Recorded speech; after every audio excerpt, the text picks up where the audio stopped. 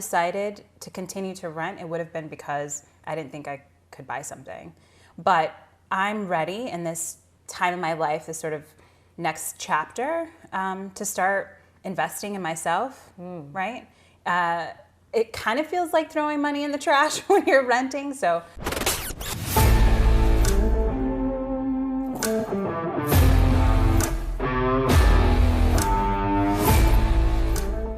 Hi, I'm Shannon and I'm buying back my life. I'm a new single mom of two and I am buying my first house on my own. I've previously owned homes before, but I'm on this new journey. I'm currently renting. I've been renting for the last year. I didn't know that I could do it, but with a little research and some help from my real estate agents, I am on the pathway to being a homeowner.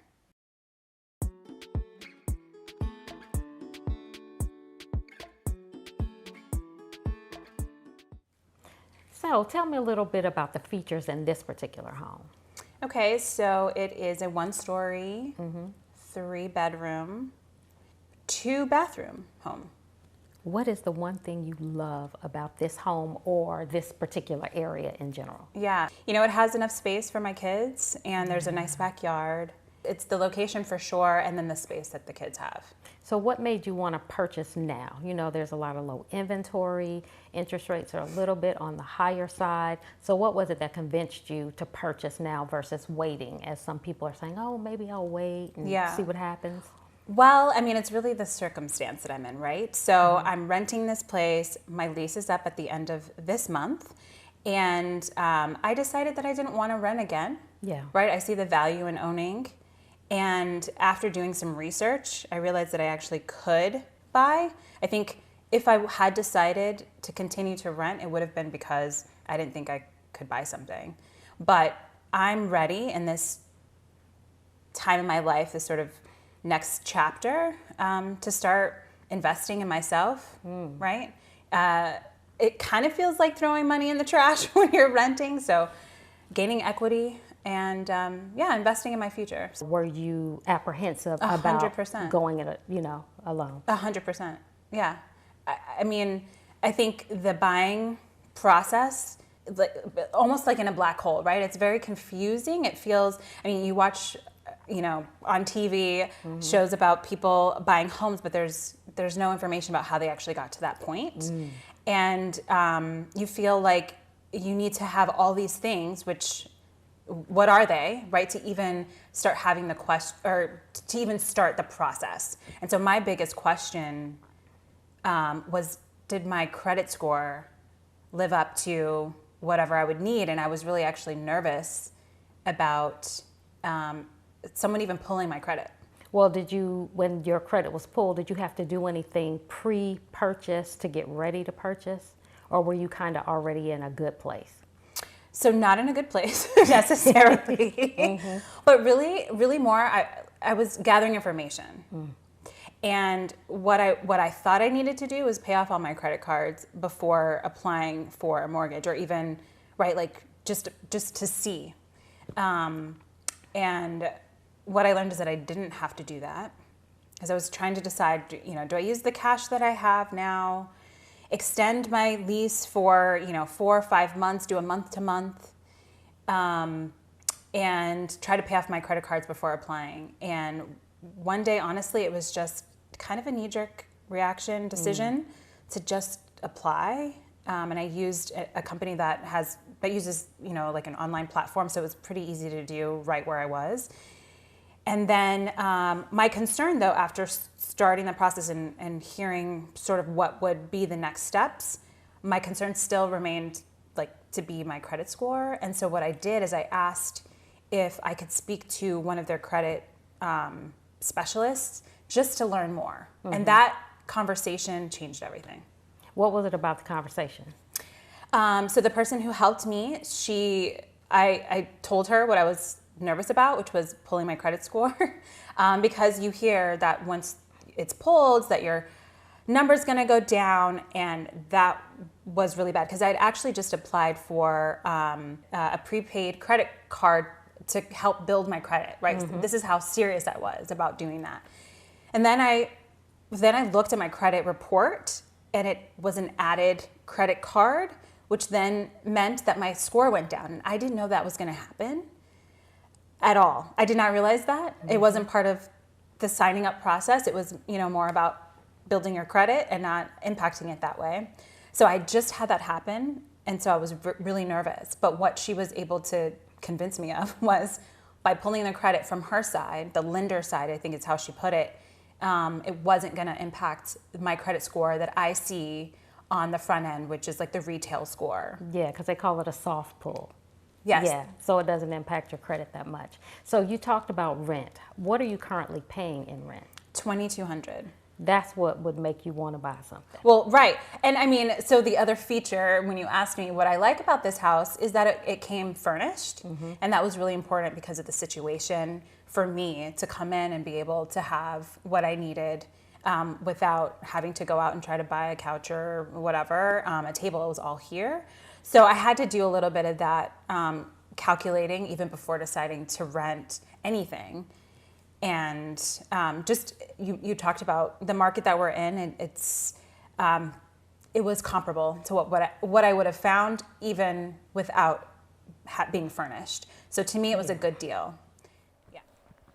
If you're thinking, hey, I can relate, but I have no idea where to start, then I got you. Check the link in the description below for the 7 things that you should know before applying for a mortgage. Go ahead, take the first step. Click the link, drop your email, and we'll get that guide right to you. Now let's get back to the episode. So when you went to apply, how many lenders did you apply with? So initially, just one. But the way that I like to work is I eventually get really curious. And so I start doing a deep dive and researching. And some of the things that were being said I wasn't fully comfortable with. And I felt like I had more questions. And so I went out and researched even more, and I realized that I could apply to other lenders. It was, the blogs I was reading were telling me that it's actually a good thing to shop around. And so then I put in 3 more applications just to see. And because I'd had that I guess it was a soft pull, but I had the credit person tell me what my credit score was. I used that information saying I just had it pulled, so that in order to apply to these other places, I was just able to tell them that verbally. So they didn't have to do that necessarily to get more information to get a loan estimate. So out of those 3, we initially talked about in choosing who you're going to go with would be the interest rate, your monthly payment, willing to put up more cash to have a lower payment to buy down the points. Yeah. And so in your research and in your talking to these different lenders, what range are you in terms of interest rates? Yep. So I guess to say this, I'm looking at FHA loans because of my credit score and because of my situation with savings and not having that much. Like I'm not ready to put 20 or 30% down. So I'm able to put 3.5 down, and with that, and with my credit score and all of those numbers combined, what I was offered was, and it did shift, of course, day to day, but between 6.25% and some went up to 6.99. And what does that translate to into monthly payment between those ranges? Yep. So with 3.5 down, and then so the lower, and it depends on which lender. Sometimes you're buying points, other times you're not. That 6.25 is like $2,200 a month, 22 and some change. The 6.99 was close to $2,400. So, a good range, but really not that different. Yeah, and you're actually putting equity into your own pocket versus paying that same amount to continue to rent. That's right. So how much were you approved for? $350,000. Wow, nice. Yeah. So how much did you want to spend? I started off wanting to spend $350, and then I did the math. So those ranges that we're talking about with the monthly is at a $300,000 purchase price. Right. So, obviously it would be more and more if I were to buy or use that $350,000 loan. So again, doing the research and all the calculations that I was doing, I decided somewhere between the top I was looking at was like 325. I felt like that would be the most I would spend.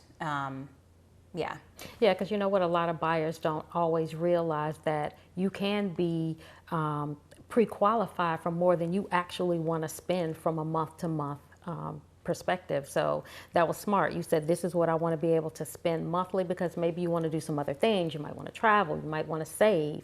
And so you're not becoming house poor, but you are getting yourself into a situation where you can be building equity and generational wealth for not only you, but for your kids. That's right. And that's what a lot of the blogs that I was reading were talking about, just sort of like the different makeups of how you want to have your money split up, right? So, and now I don't remember all of the percentages, but I think it's, you don't want to spend more than, I think it's 20 or 30% on your home. 30% on your home. Thank you. So with that, and then, again, recalculating, that gave me a good sense of where I wanted to be. So you talked about you could buy down points, which would, of course, make your payments lower. So buying down points, for those of you who are unaware, 1 point is 1% of the amount of the loan that you are acquiring.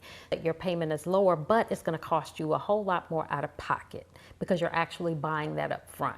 So for you, do you feel it was more important for you to buy down the points to have a lower monthly rate or a monthly payment? Yeah, so this is something that I still kind of flip back and forth in my head, although I've locked in a rate at this point. But in my situation as well, something that I had forgotten that I could do, but that I am going to use, is the ability to borrow from my 401k, essentially lend myself my down payment. It was really more important for me to borrow less, which means to not buy points. The deciding factor for me was that the lender that I decided to go with actually offered lender credits.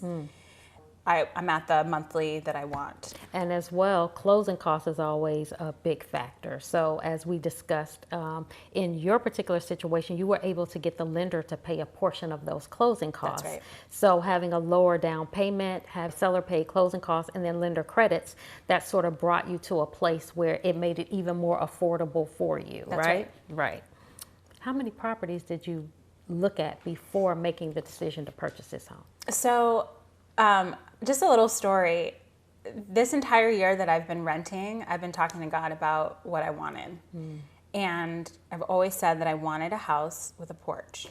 And so honestly, I've been looking at this home since I noticed it was on the market. And it's been on the market for 6 months now, something like that.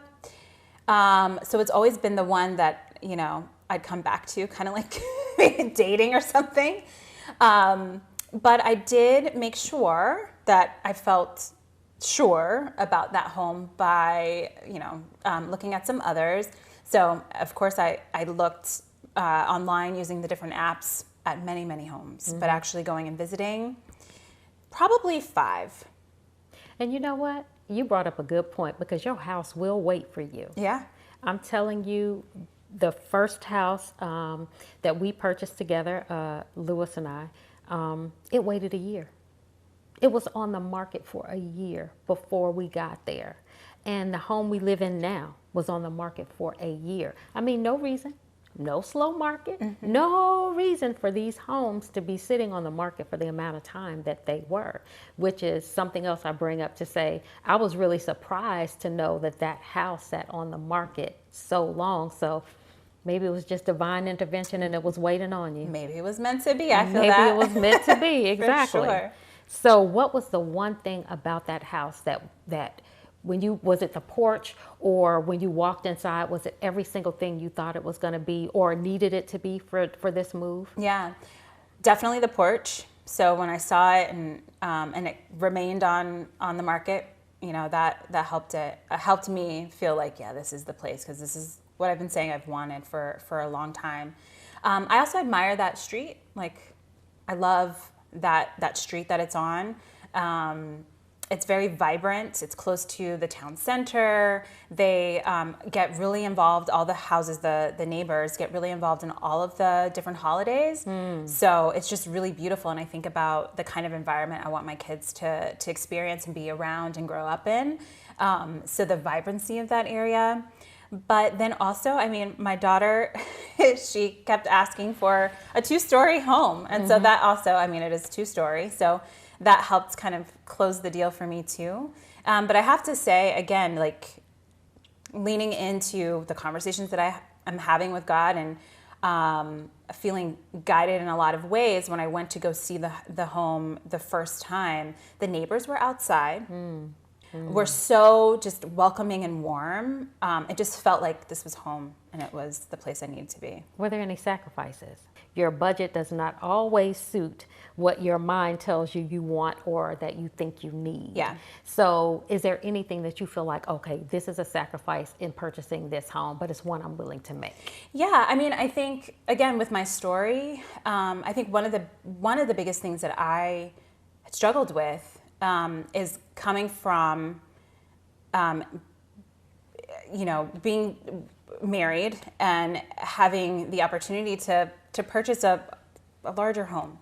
And so even moving into this rental, there's a lot of emotions that go along with that, and just feeling like this isn't where I thought my life would be, or it's not what I dreamt of. It's not what we bought together, right? So having to kind of shift my expectations of what was. But I like how you asked the question, and it's also about what I need. And so that really plays a part, especially when you're transitioning, right? And so in that new home, the sacrifices, I guess, are, I mean, there's less square footage. My kitchen's smaller, but those to me they're things I could look over because of the other benefits. And it's just, the home is like the vision that I had in my heart. And so when I saw it and I, realized that I could buy it, it just felt even more like it was mine. And what will fill that home and all that square footage is love, and again, peace. But I can just imagine the kids running up and down the stairs and really enjoying their rooms. And it's just me anyway right now. And so it's, for me, it's like it's a forever home in that it is mine. It is my, it is mine.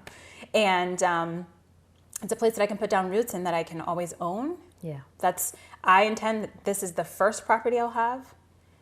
I'll keep growing from here. That's right. Yeah. And then what was the emotion that you felt when you decided, all right, this is it. I'm going to put an offer on this property. This is the home for me. What emotion did you go through? Yeah, I mean, definitely excitement to actually be in the process that I didn't think that I belonged or even could enter. So there's excitement there, but of course a little bit of fear, anxiety, right? With any big purchase, I think one of the things that I always question as part of my personality is, am I going to regret this? In a year, am I going to really want to live here? And what do I do if I don't? What have you told yourself about that to make you feel comfortable enough to move forward?